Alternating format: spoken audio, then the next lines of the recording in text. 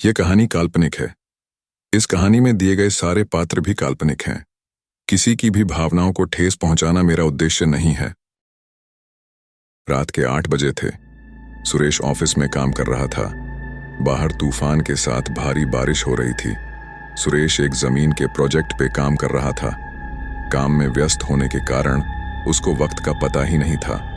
जब उसका काम खत्म हुआ तब घड़ी में 9 बज चुके थे। बैटरी कम होने के कारण उसका मोबाइल भी थोड़ी देर में बंद हो गया। जब वो बाहर निकला था तो उसके होश उड़ गए। काली अंधेरी रात थी, सुनसान रास्ता था और आसपास में कोई नहीं था। तूफान के साथ तेज बारिश गिर रही थी। भारी बारिश की वजह से बिजली के खंभे से सारी बत्तियां भी बुझ चुकी थीं। सुरेश ने जैसे तैसे करके अपना स्कूटर निकाला और अपने घर की ओर जाने लगा। कुछ देर बाद अचानक रास्ते में एक बिल्ली दिखाई दी, इसलिए सुरेश ने स्कूटर को ब्रेक लगाई। लेकिन ब्रेक लगाने के बाद सुरेश का स्कूटर वहीं पर ही रुक गया। सुरेश को ऐसी अनुभूति हुई जैसे मानो उसका स्कूटर किसी ने जकड़ लिया हो। सुरेश स्कूटर से उतरा और काफी बार प्रयास किया, लेकिन स्कूटर चालू ही नहीं हो रहा था। तेज बारिश की वजह से सुरेश पूरी तरह से भीग चुका था। ठंड के मारे वह कांप रहा था।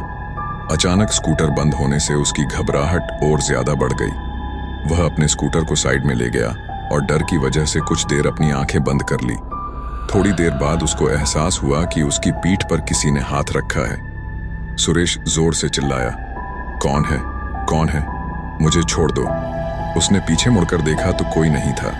उसने सोचा कि शायद उसका वहम होगा। वह बहुत डर गया था। अचानक उसने बत्ती बुझने और जलने की आवाज सुनी और पास में देखा तो उसके स्कूटर की बत्ती जल रही थी और बुझ रही थी।